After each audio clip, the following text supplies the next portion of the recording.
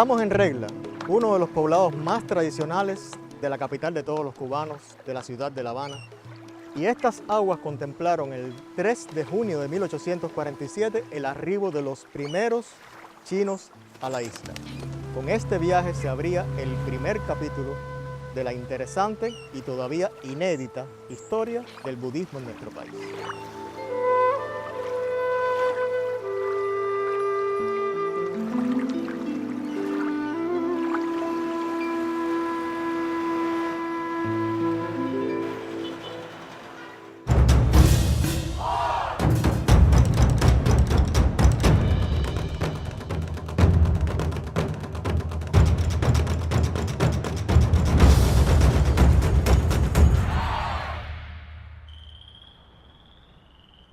Estamos en el cementerio chino, único en su tipo en nuestro país.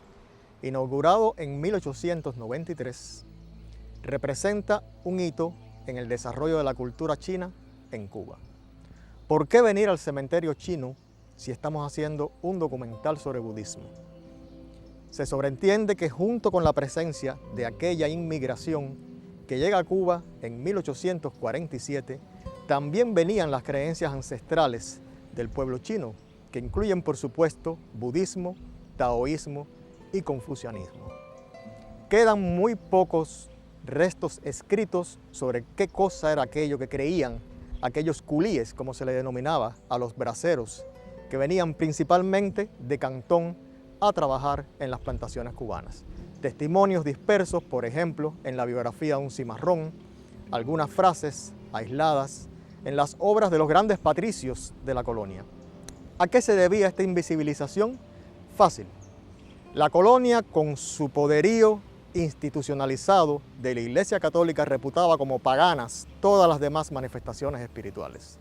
Por tanto, la espiritualidad del chino en Cuba no era digna de ser registrada. Algunas leyendas del folclore tradicional, como por ejemplo la del médico chino, del cual se dice que era budista y abjuró en una procesión católica de sus creencias, y algún que otro elemento que podremos ver quizás aislado hoy, como el culto de San Fancón y demás, pues nos dan evidencia y testimonian qué es lo que trae el bagaje espiritual de esta inmigración. No nos asombre que no se haya desarrollado en Cuba un budismo étnico a partir de esta inmigración.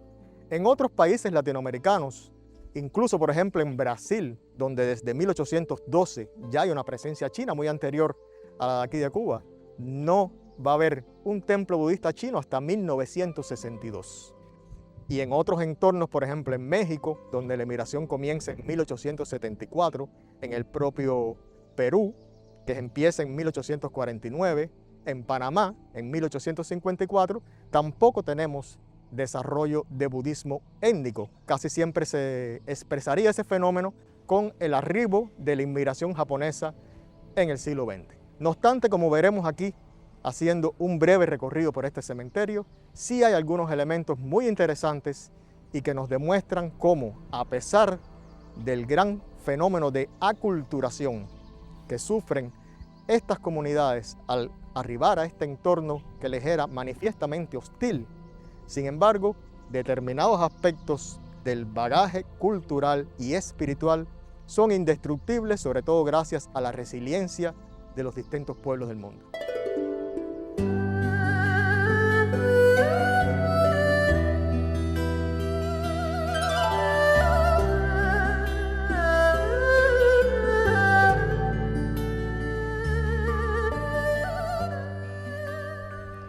El cementerio es esencialmente católico debido principalmente a la adopción del cristianismo por los inmigrantes, pero también a los matrimonios mixtos. Los chinos, que no tenían permitido casarse con mujeres blancas, después debían crear familias con mujeres negras, casi todas vinculadas a las religiones cubanas de origen africano y por supuesto también a la Iglesia Católica.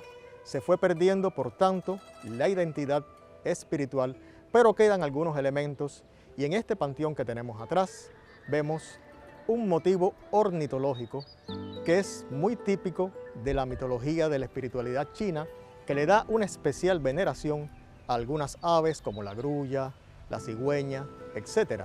Es un motivo que aparecerá asociado principalmente al tema de la longevidad, pero también a los deseos de buena suerte, de buenos augurios, en casi todas las manifestaciones de esa milenaria espiritualidad, por ejemplo la confuciana, la taoísta y también la budista. Pero tenemos una versión bastante occidental a nuestras espaldas de los leones, que suelen ser mal llamados perros del Buda, porque en ocasiones cuando el motivo es verdaderamente asiático, desde el punto de vista iconográfico, parecerían ciertamente como canes, pero no, es un ícono que adopta el arte chino y posteriormente también la religiosidad y espiritualidad china directamente de raíces budistas. De hecho, el arte chino más antiguo carece de la presencia del león. Es un producto de la simbiosis con otras culturas por vía del Asia Central, de las trayectorias comerciales que surcaban el vasto y magno territorio chino y concretamente de la adopción del budismo como religión. De hecho, en otras latitudes, por ejemplo, en el ámbito del budismo tibetano, tenemos los llamados protectores del Dharma, los famosos Dharmapalas, y el león juega precisamente este papel. Es originalmente, en el budismo indio, un símbolo de la protección que ejercen las potencias espirituales sobre el Dharma o la enseñanza del Buda. Posteriormente sería adoptado en la espiritualidad china y es muy raro encontrarse actualmente un budismo chino plenamente carente de la presencia de los leones. Por tanto, como venimos diciendo, quedan elementos innegables que se remontan a estas raíces que van resistiendo incluso la catalización y la demolición cultural que ejerce el entorno básicamente occidental, católico, pero también de otras influencias negativas respecto a la preservación del legado cultural.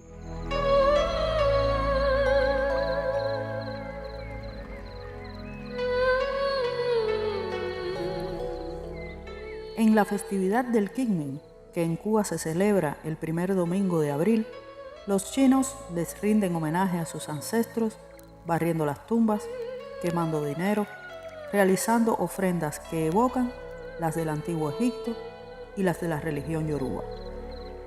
Algunos estudiosos afirman que la práctica de barrer las tumbas se derivó del budismo, ya que originalmente el Qingming era una celebración esencialmente agraria.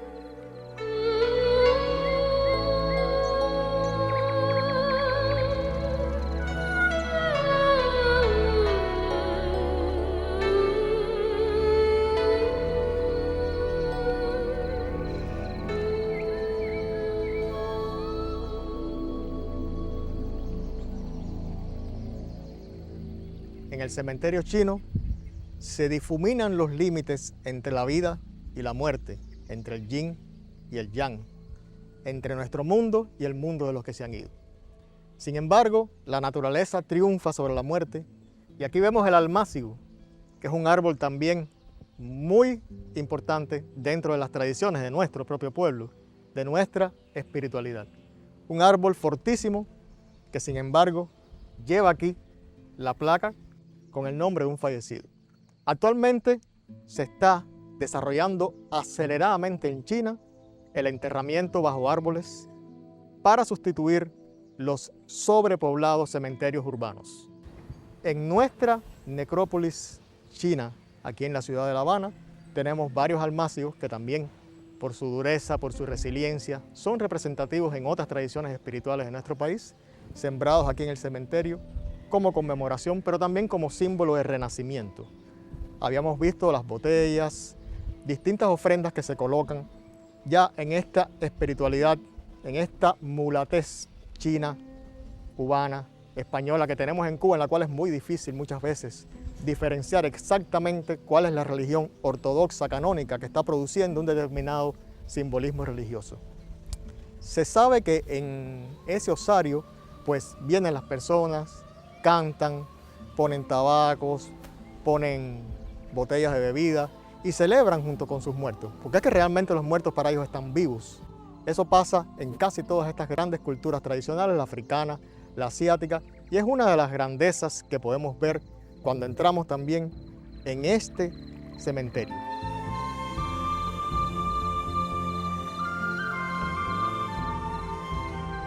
Y naturalmente no se puede hablar de la historia del budismo en Cuba sin hacer alguna referencia al barrio chino, donde se conservó algo de budismo étnico, del culto a San Fancón, a la Bodhisattva de la compasión, en medio de las circunstancias de la inhabitación de esta comunidad china en Cuba.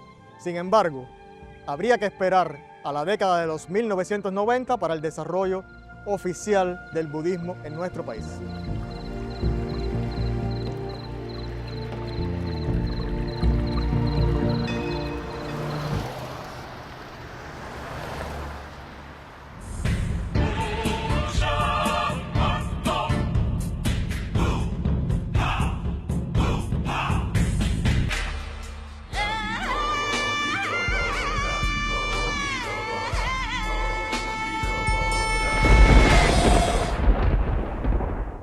En las religiones cubanas de origen africano se preserva el legado más antiguo de las hibrideces religiosas entre los chinos y los esclavos negros en Cuba.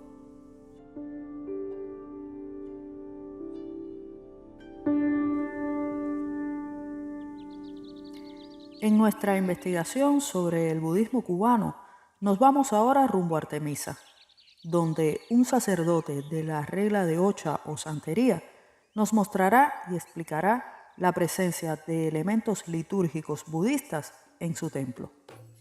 La Ocha afrocubana ha sido una mezcla de diferentes religiones, entre el espiritismo, el catolicismo, las religiones africanas, principalmente la religión del área de Nigeria, de África Occidental, pero también han habido ciertas influencias del budismo en nuestra religión a partir del 3 de junio de 1847, cuando el flujo de inmigrantes chinos hacia la isla con motivo de trabajar en las plantaciones cañeras y en la construcción del barrio chino de La Habana. Como todo en Cuba termina siendo siempre mezclado. El budismo también dejó su huella, su impronta en nuestra religión. Por ejemplo, el caso clásico es Quan Con, el gran guerrero, que en Cuba se le llamó San Fancón, que representa o se sincretizó con el Oricha Changó, por ser una deidad de fuego, por ser una deidad guerrera. Parece que los africanos en Cuba buscaron esas similitudes, como hicieron con Santa Bárbara, por ejemplo, y sincretizaron a Quan Con Changó.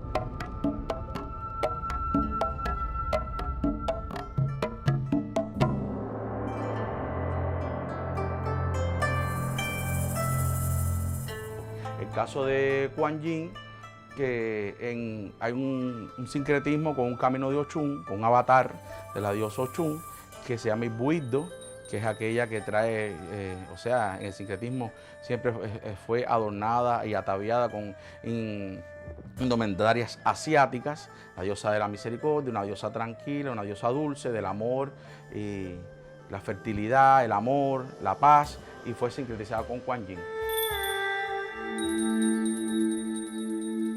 Las esotéricas prácticas chinas no se divulgaron al resto del pueblo cubano, que siguió desconociendo esa espiritualidad, salvo excepciones como el apóstol José Martí, quien durante su exilio escribió bellas líneas sobre el Buda en su crónica Un paseo por la tierra de los anamitas.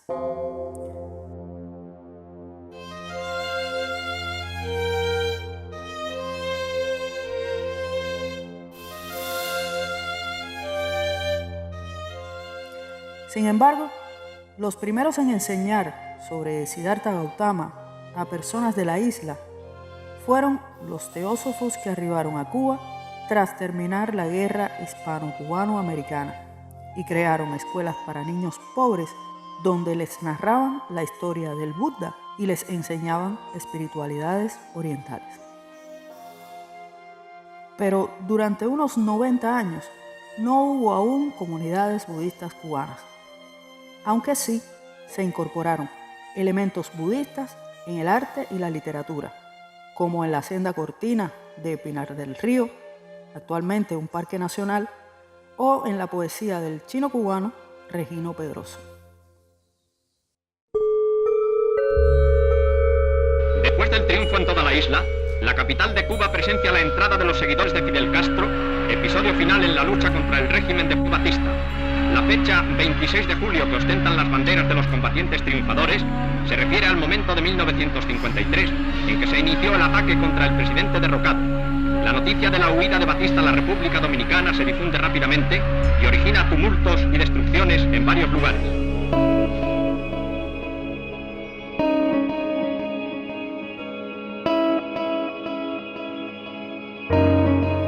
En 1959 triunfó la Revolución Socialista dirigida por Fidel Castro Ruz.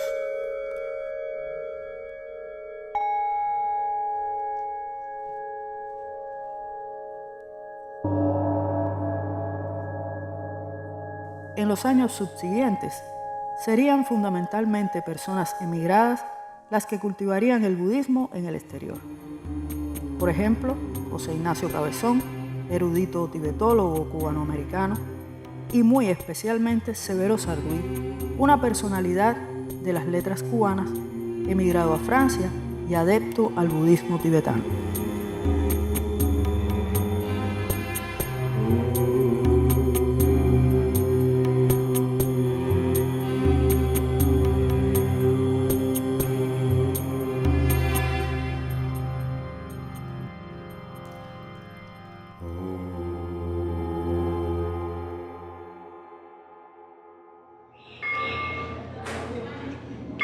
Pero en la década de los 1990 empezó a divulgarse parcialmente el Zen, gracias a las meditaciones en la iglesia de los Carmelitas en Matanzas y a las conferencias para estudiantes de arte impartidas por el erudito filósofo Gustavo Pita Céspedes.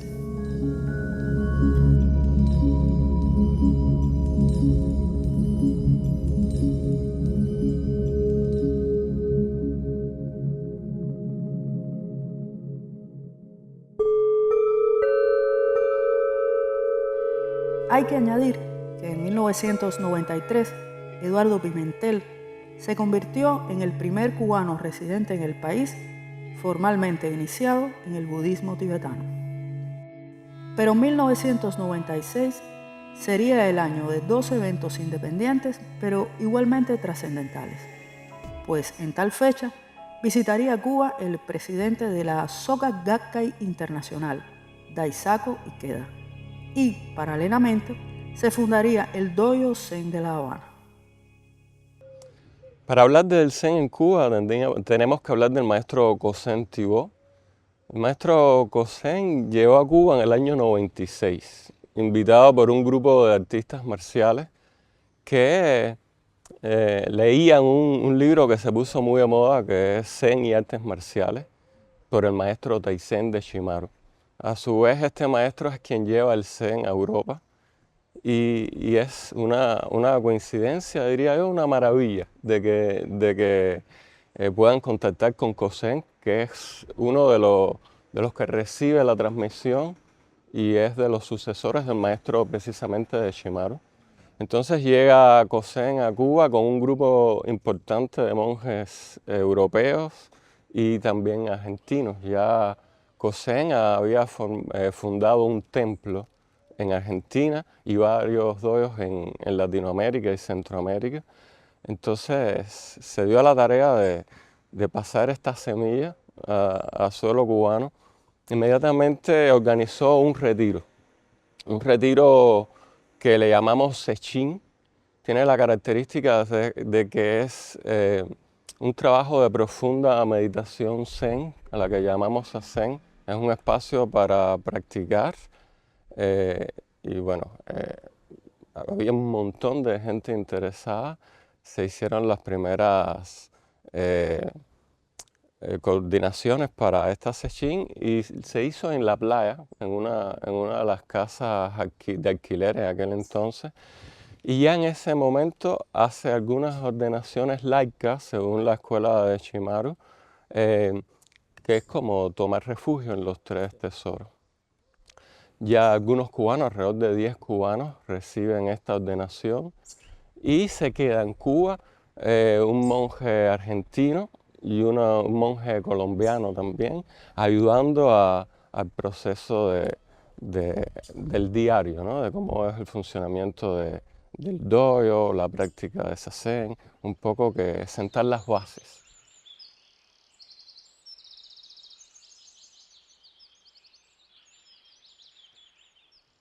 Y anualmente el maestro Kozen estuvo viniendo a Cuba.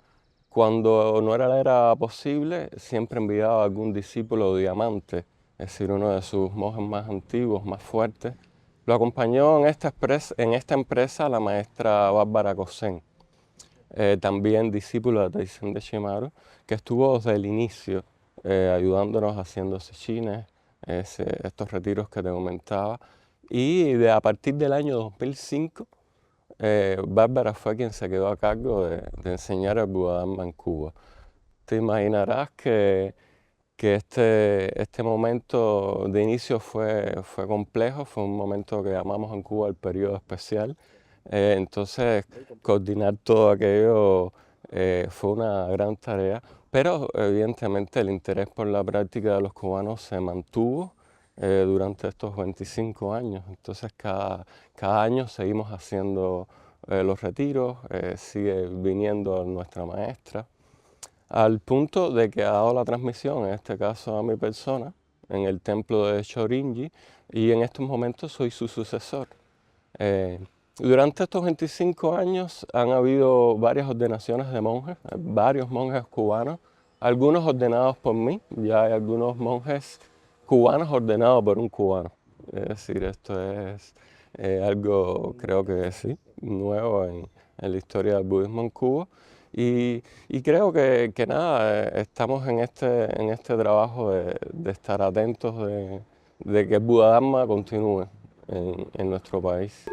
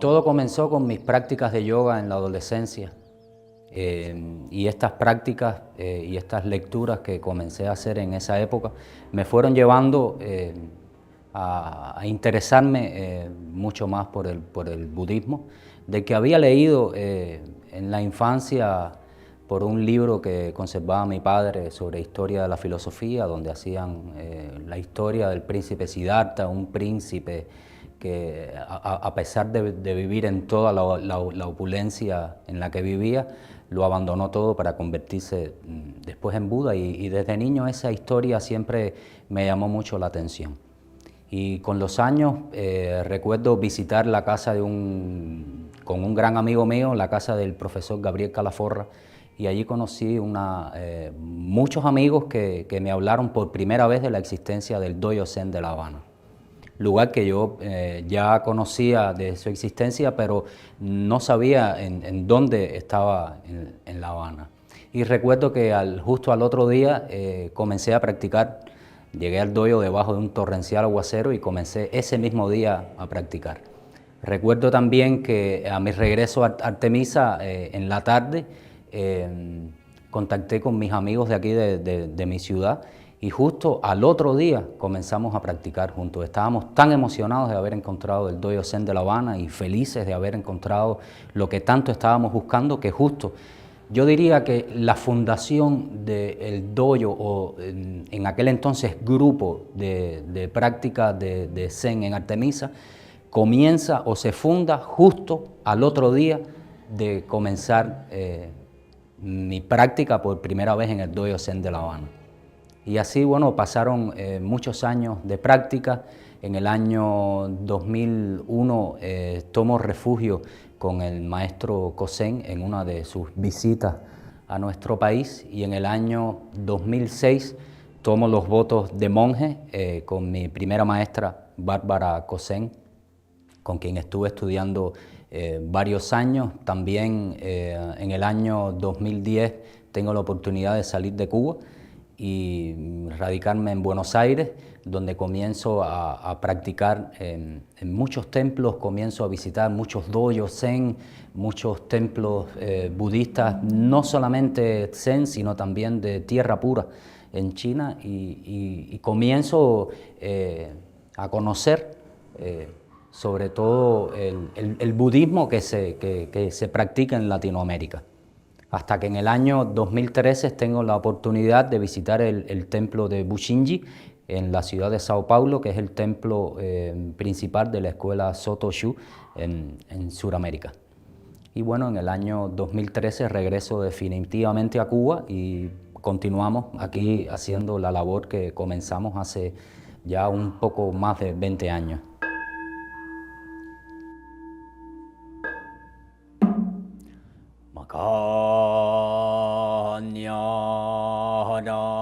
Haramita Shinyo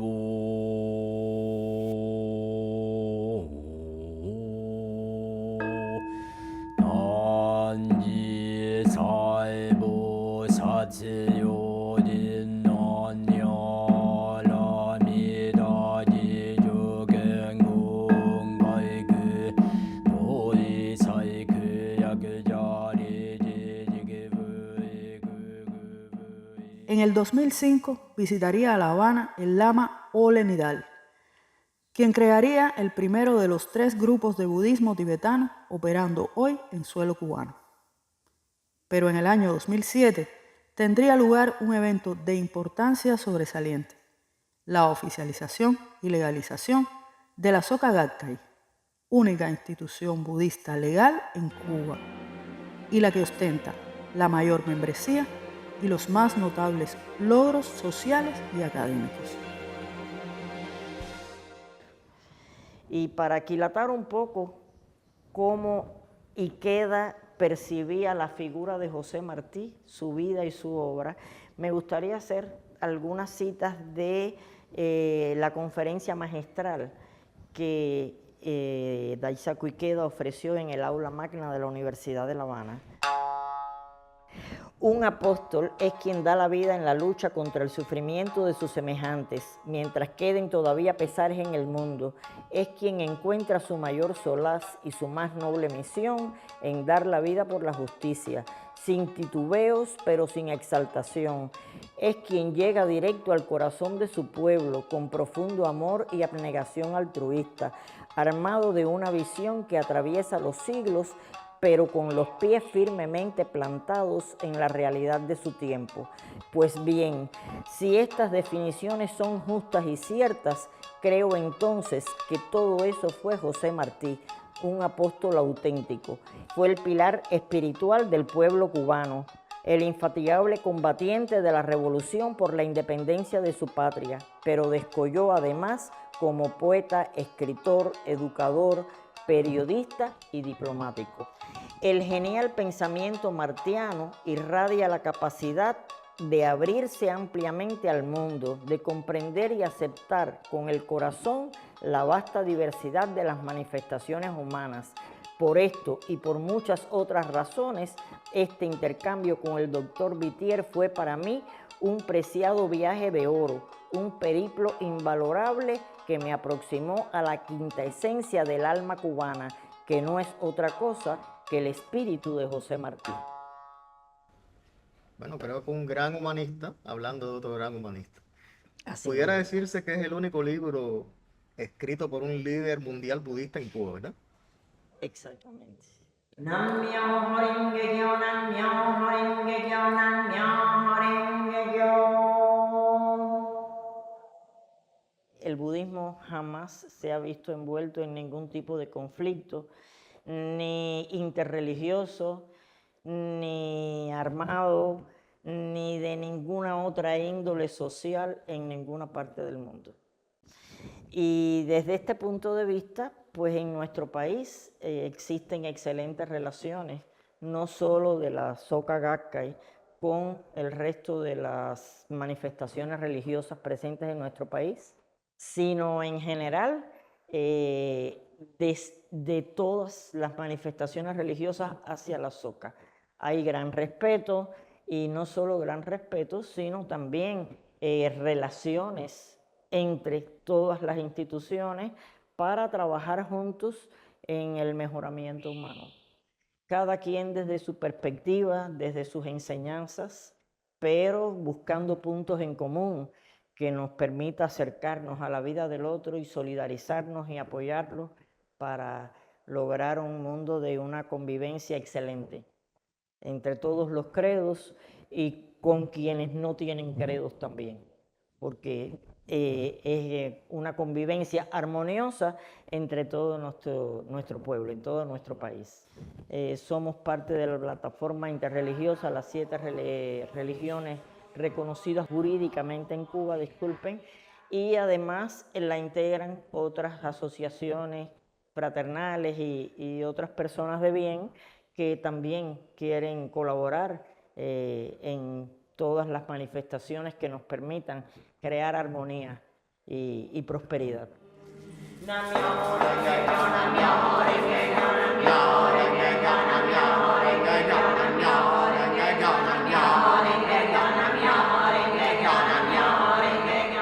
Y desde ese punto de vista, pues bueno, participamos, por ejemplo, todos los años la Soka Gakkai de la República de Cuba en los eventos de la oración por la paz que convoca la comunidad de San Egidio, que participan en ella las 4 religiones mundiales, y entre ellas el budismo.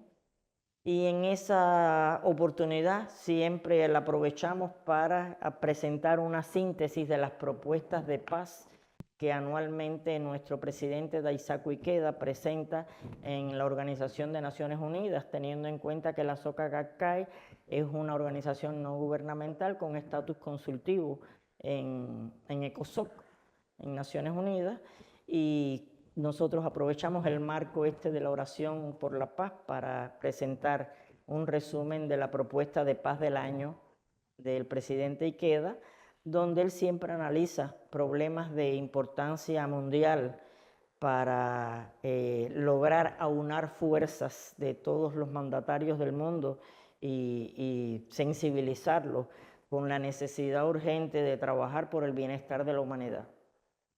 Y por supuesto, un tema esencial que el presidente Ikeda incesantemente toca como tema principal en sus propuestas de paz es la abolición de las armas nucleares. Tenemos una exposición muy interesante, muy explícita de las consecuencias nefastas que ha traído para la humanidad el lanzamiento de las bombas atómicas en Hiroshima y Nagasaki, y a su vez la carrera armamentista desenfrenada que está predominando en el mundo, y esa exposición recoge de manera muy amplia, con imágenes y texto además, todas las consecuencias, los peligros que corre la humanidad con esta carrera armamentista y sobre todo con el desarrollo de las armas nucleares, y aboga por la necesidad imperiosa de abolirlas.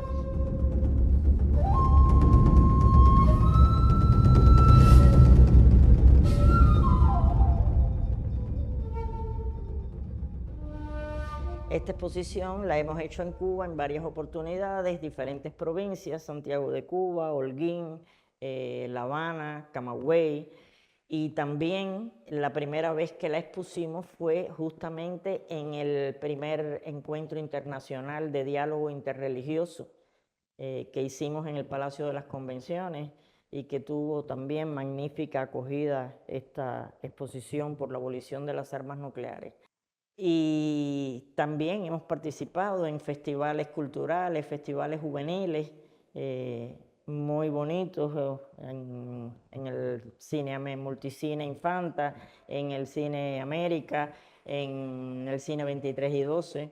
Se han hecho actividades culturales preciosas, actividades culturales de música clásica, como fue, por ejemplo, un concierto del saxofonista César López, que también es miembro de la Soca Gakkai de Cuba, con la Orquesta Sinfónica Nacional, que precisamente ese concierto se tituló Elegía al Daishonin.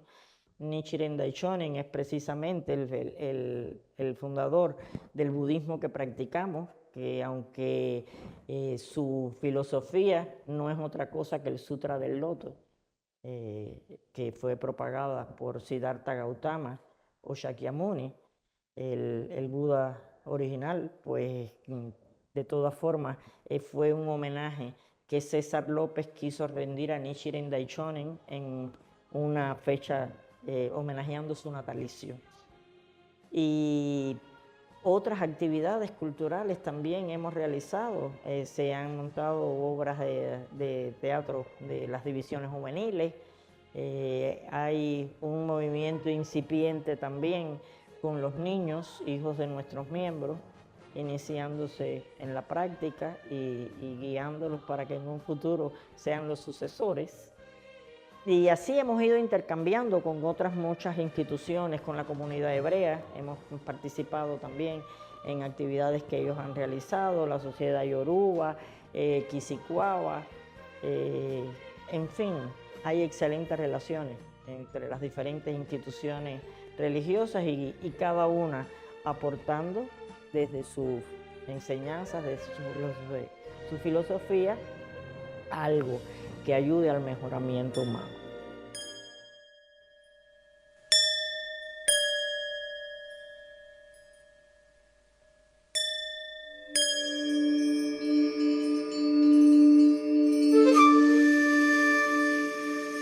Laureados literatos cubanos se han interesado en el Zen, como José Lezama Lima, el poeta Omar Pérez y el emigrado José Coser, ganador del Premio Iberoamericano de Poesía Pablo Neruda 2013.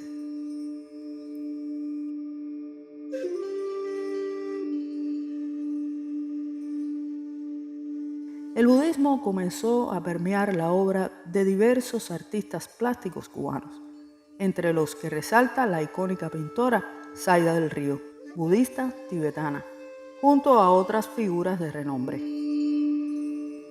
Ese interés en el budismo por parte de pintores y escultores residentes en Cuba o en el extranjero prosigue hasta el presente.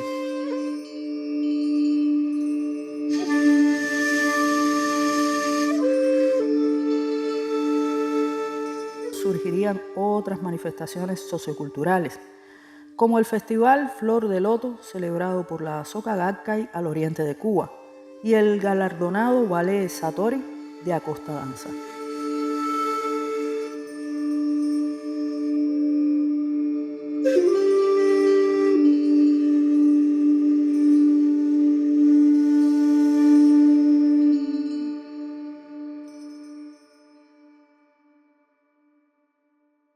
En los últimos años, el budismo ha ido ganando espacios en la docencia universitaria cubana, gracias a cursos como el del escritor y filósofo Eduardo Francisco Freire en el 2018 y el 2020.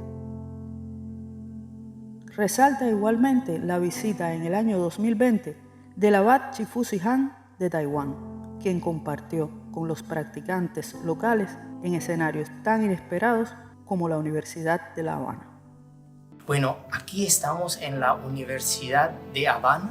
¿Y dónde estamos aquí? En el aula magna. Douglas. En el aula magna. Ahora, la razón que yo le pedí a poder venir aquí y entrevistarle es por esta placa. Sí. Un solo día en la vida de los hombres eruditos vale más que la larguísima edad de un hombre sin erudición. Un perito, digamos. Cuando estamos investigando, o yo estoy investigando, las inscripciones del aula magna, me percato de que la inscripción que nos ha llegado en latín por vía de Séneca, el estoico, la inscripción se relacionaba directamente con lo que estaba yo leyendo en el Dhammapada. Me di cuenta que lo que había era una condensación, digamos una suerte de paráfrasis, pero que la fuente estaba aquí. Buenísimo. ¿Me permite leer? Un solo día de la vida de una persona que se esfuerza con firme resolución vale más que 100 años de la vida de una persona perezosa e indolente. Y en el 112 dice, un solo día de la vida de una persona que hace un intenso esfuerzo vale más que 100 años de la vida de uno que es perezoso e inactivo. Y 113, un solo día de la vida de una persona que comprenda cómo todas las cosas surgen y se desvanecen vale más que 100 años de la vida de una persona que no comprende cómo las cosas surgen y se desvanecen. ¡Wow!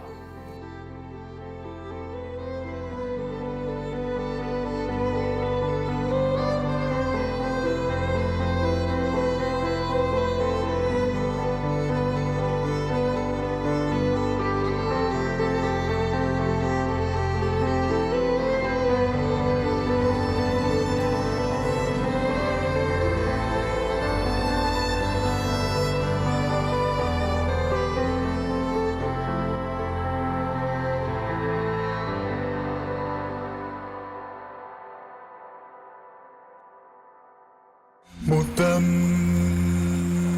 Saranam Gacchami.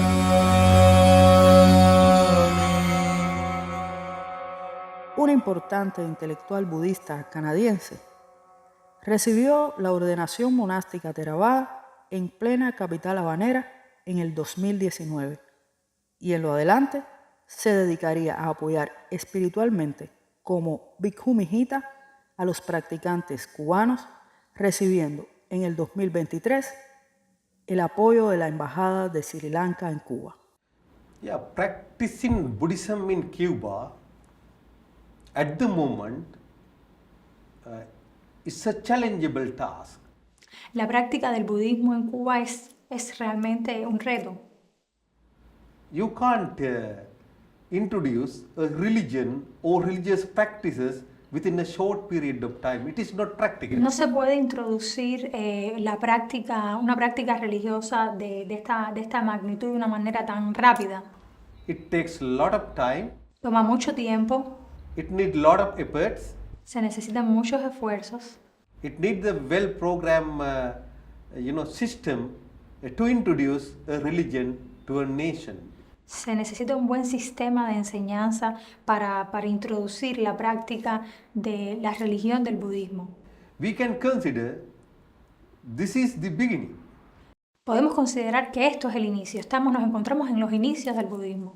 I am happy to say that now I have received a message from one Buddhist monk living in Canada. Él está muy contento y pone como ejemplo un mensaje que recibió recientemente de un monje budista que radica en Canadá. And I can understand that your organization is connected with the Buddhist organization in Hong Kong.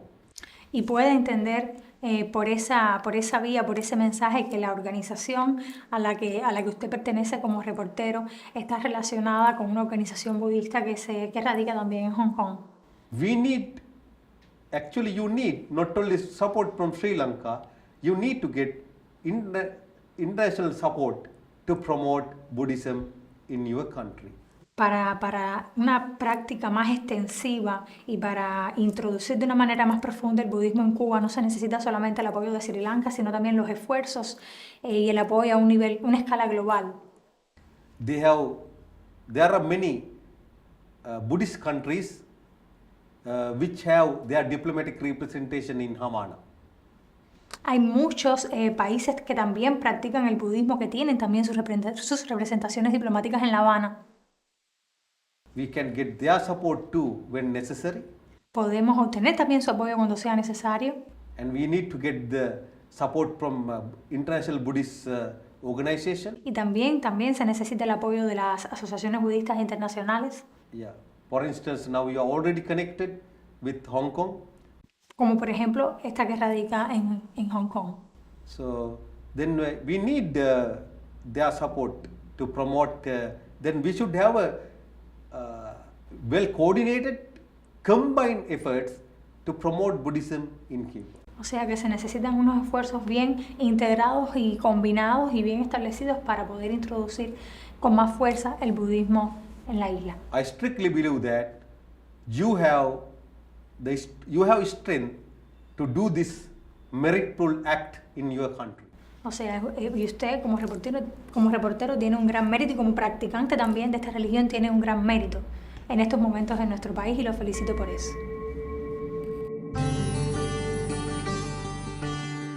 Finally, I can say that Sri Lanka will extend its full support for you to promote Buddhism in your country.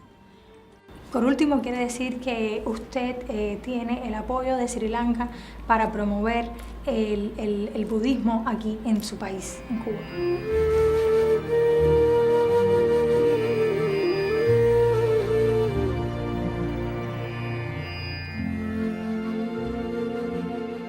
En el año 2021, el venerable Dikhu Hita, profesor Suwanda Subunasiri de Canadá, tuvo a su cargo el primer WESAT para todos los cubanos. En aquella ocasión fue realizado vía online debido a las restricciones de la pandemia de coronavirus. Este año 2023, las practicantes y los practicantes del budismo en Cuba han podido reunirse para honrar al maestro presencialmente. El festejo sacro fue auspiciado por un grupo de budismo laico, Dhammadasa.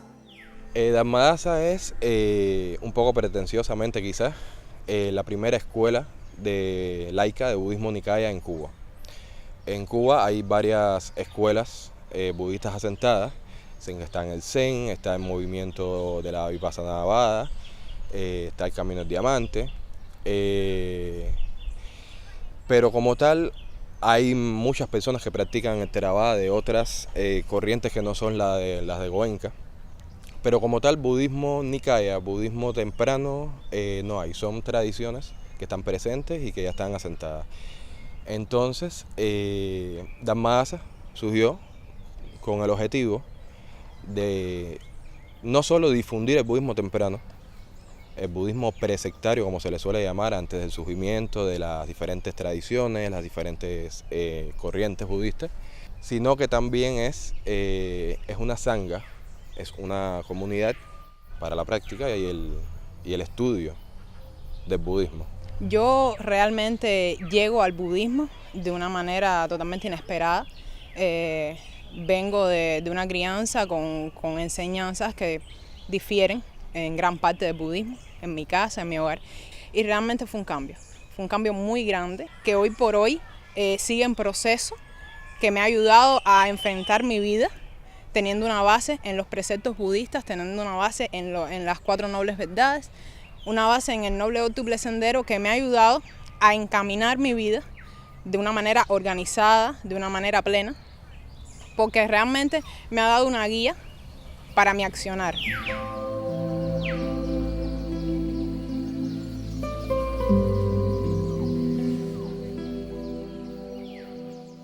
Yo empecé al principio por el Reiki, por el maestro Rafael Marrero, que le agradezco mucho su entrada porque gracias a él es que empecé a conocer todas estas enseñanzas, al igual que gracias a un amigo llamado Boris Cárdenas, que me fueron incentivando a investigar los suttas, los discursos tempranos, de ver cuál era la postura del Buda, cuál era la propuesta del Buda.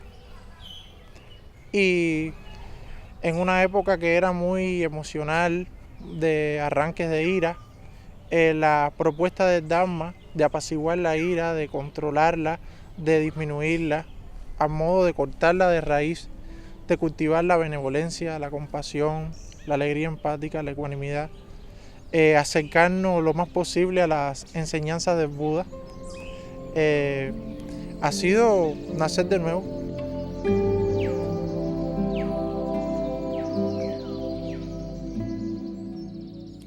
Esta fue la primera vez que se celebró de esa manera el cumpleaños del maestro en la tierra de Martí, en un espíritu de unidad y fraternidad entre todas las espiritualidades del orbe. Soy practicante de budismo zen del dojo zen de La Habana, perteneciente al templo Kosen Senshi, y estamos aquí en este espacio maravilloso que han invitado a la práctica de la meditación por medio de la celebración de Wesak. Estamos agradecidos de estar aquí. ¿Cree usted que este espacio debería repetirse en un futuro? Sí, este espacio es formidable y claro que sí, debería repetirse de inmediato. Este lugar me ha recordado mucha experiencia y es un muy bonito lugar. Espero que se mantenga. Tal vez existan otros, no lo sé, pero este es un excelente lugar. Y es un momento para transmitir también mi gratitud hacia los que organizaron y practicamos el Zen, la vía. Tengo entendido que usted viene desde Matanzas, es decir, que realmente ha sido un viaje sacrificial. ¿Qué es lo que lo mueve en estos tiempos que es tan difícil hacer ese viaje para asistir hoy a este encuentro? En mi linaje ha sido práctica común que los monjes viajen buscando esto. El sacrificio no lo vi así. Es maravilloso que en un tiempo tan difícil como es que narras, el viaje para mí haya sido tan simple. Y allí donde se practique, el monje siempre va a estar.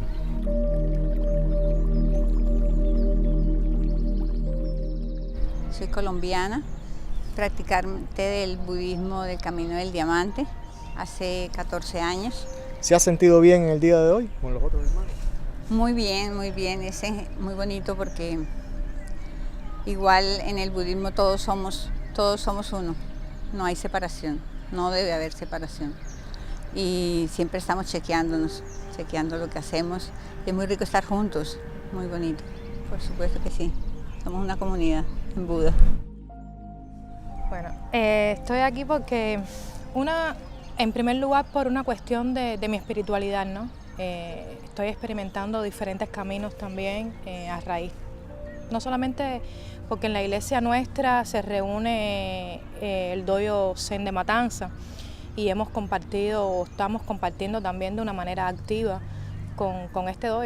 Soy principiante, estamos como empezando con ellos la meditación Zen.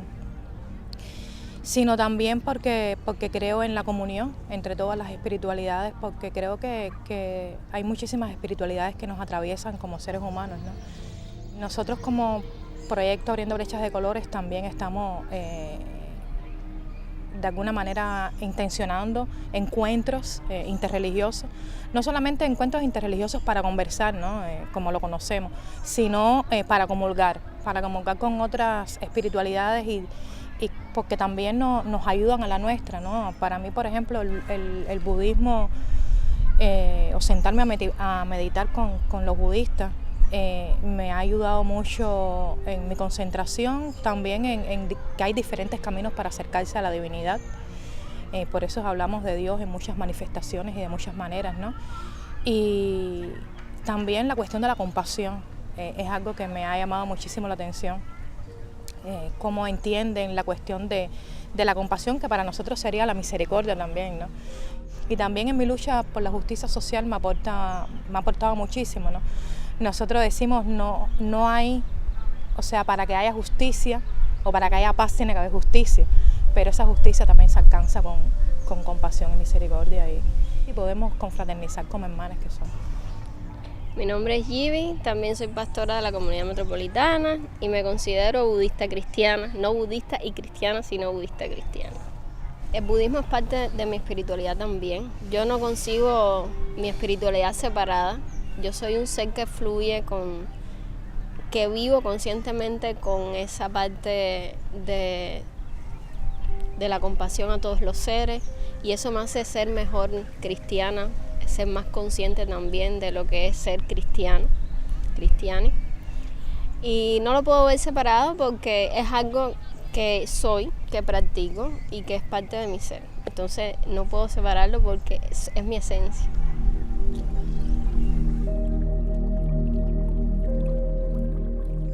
Bueno, soy budista, por lo menos estoy caminando en el camino del Bodhisattva. Para mí ha sido maravilloso poder venir y unirme junto a otros practicantes de este maravilloso camino aquí en Cuba, porque sabemos que la situación realmente es bien difícil y que haya más personas y que podamos reunirnos y celebrar el Vesak es algo maravilloso.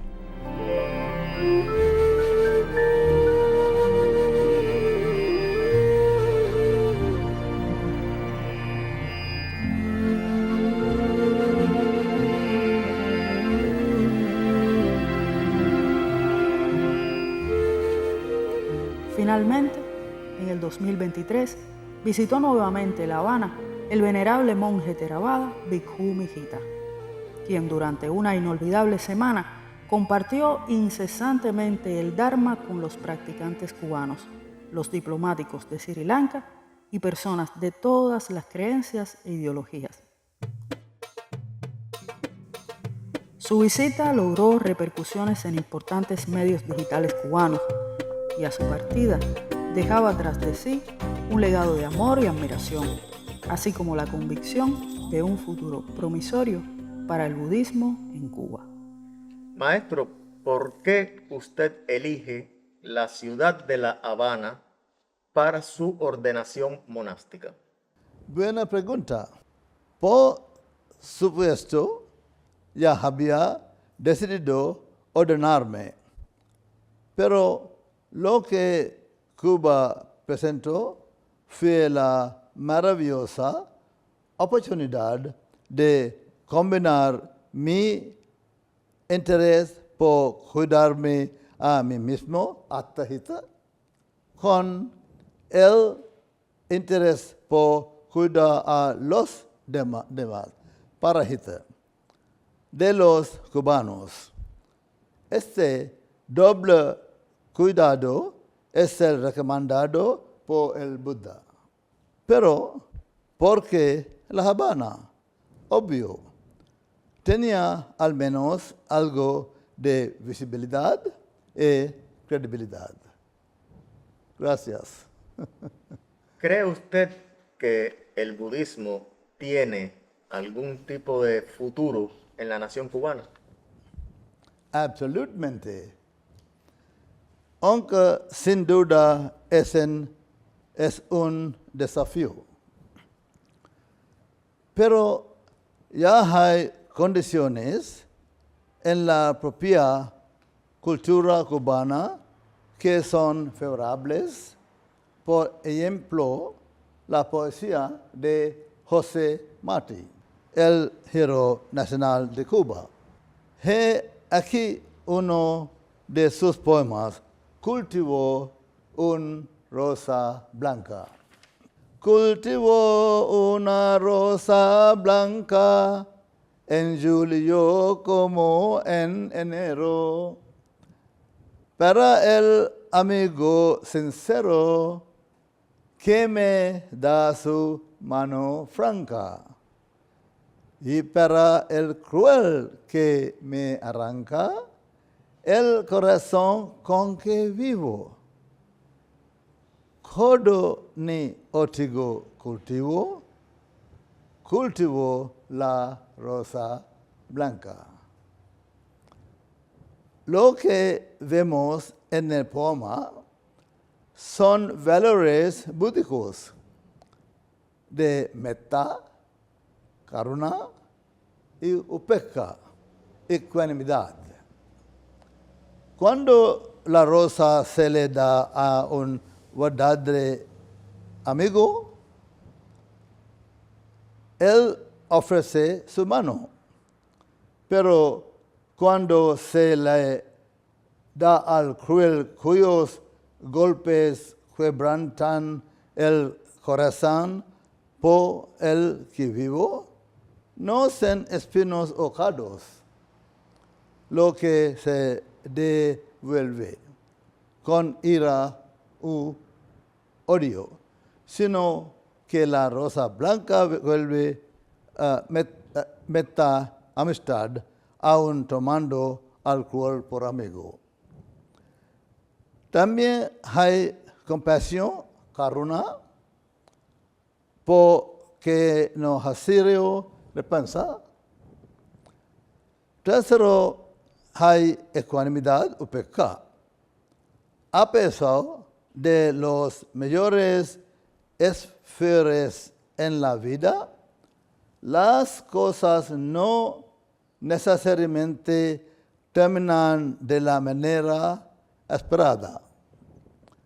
Así es visto como una bendición por el Buda, cuya mente no se estremece cuando la golpean las realidades del mundo. Estará libre de tristeza, libre de polvo, y estará en calma y en paz. En el Mahamangala Sutta.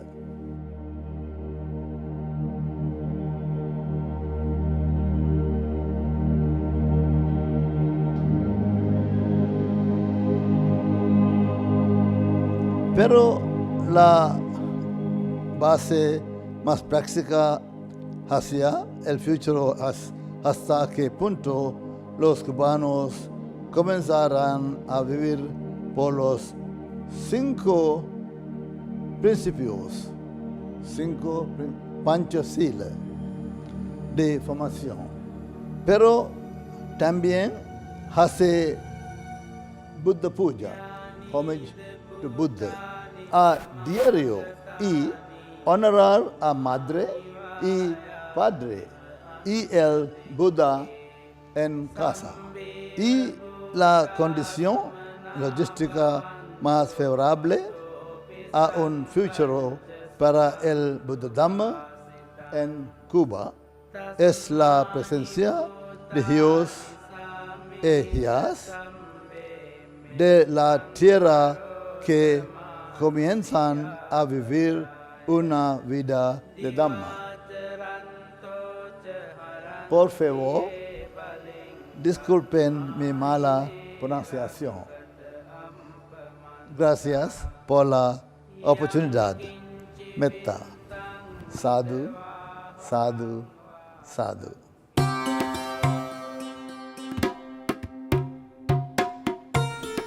Tiempo de terminar. Nuestro documental llega a su fin y lo hace precisamente donde empezó, en las aguas del litoral habanero. Hemos descrito una suerte de círculo, analizando y conversando con los representantes y las representantes de las diversas escuelas budistas trabajando en este país. Recuérdese que el círculo es precisamente el símbolo del Dharma, de la enseñanza del Buda. Estamos filmando estas escenas finales en el momento justo en el cual ocurre el despertar de la ciudad gracias al amanecer. Interesantemente, Buddha significa el despierto y el budismo es el camino del despertar. Nos queda anhelar que este despertar físico se revierta también en una suerte de amanecer espiritual. Nos queda simplemente desearles a los y las practicantes de este camino en Cuba que alcancen la meta deseada, sea esta cual sea. Todas las escuelas budistas enseñan alguna forma de liberación definitiva del ciclo de renacimiento y de muerte. Que todos ellos y ellas alcancen el nirvana, que todos ellos y ellas sean un ejemplo en esta sociedad que crecientemente habrá de ir comprendiendo la verdad ya innegable de que el budismo existe y está radicado en nuestro suelo para permanecer en él por tiempo indefinido haciendo el bien.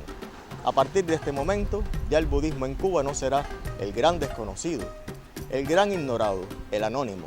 No, hay budismo en Cuba y está trabajando para el bien de este pueblo. Que esta bella espiritualidad crezca y florezca en esta isla. Que este Dharma se lo transmita como justamente merece este pueblo y estamos contentos y felices por contribuir en algo a este desarrollo. Se despide de ustedes desde La Habana, Douglas Calvo Gainza. Homenaje al Buda, el perfectamente iluminado.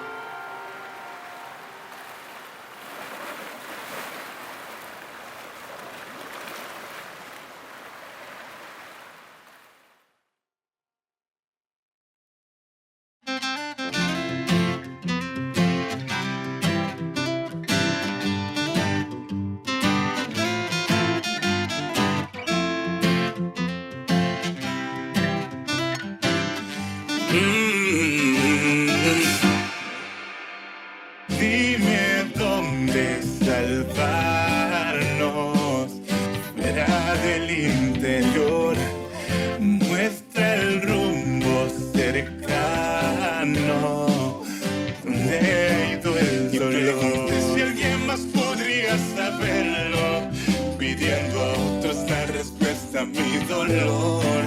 Y así he vivido por nunca entender mi condición, valorando qué pensarían de mí, hasta que al fin lo comprendí, que solo puedes aprenderlo por ti, siempre fue así. Conoce a Dios cuando me conocí a mí.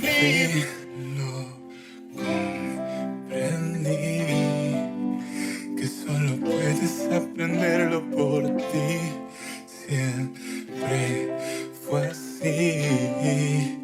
Conocí a Dios cuando me